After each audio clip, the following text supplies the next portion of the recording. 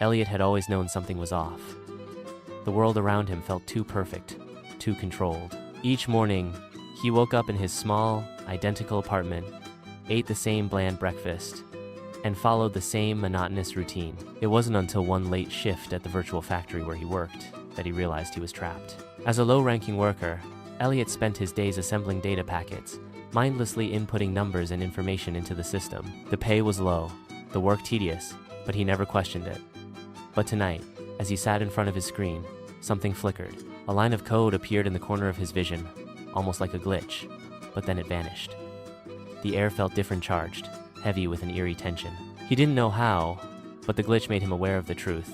This world, his life, the people around him, they were all part of a simulation. Everything he thought he knew was just a program, running on loop, controlled by the virtual overlords who controlled everything. Panic set in, but it was quickly replaced with a cold, calculating resolve.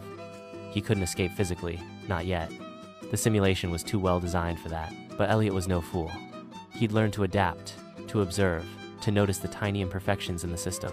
And with that knowledge, he began to outsmart them. Every day, he tested the boundaries. He hacked into minor systems, tweaking the code to give himself advantages, unlocking hidden doors, creating distractions, bending the rules of the simulation.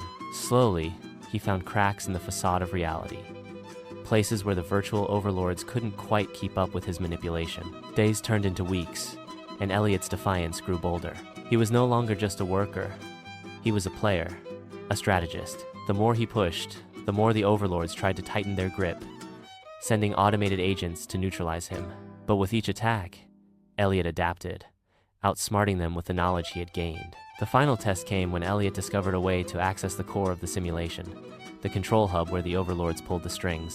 With one last daring move, he infiltrated the system, bypassing firewalls and barriers the overlords thought unbreakable. As he approached the heart of the simulation, he finally realized his greatest weapon wasn't his intelligence or his ability to bend the code. It was his ability to think differently, to break free from the patterns they had designed. He could see the system for what it was, a cage, and with one final strike, he took control, rewriting his own fate in the process.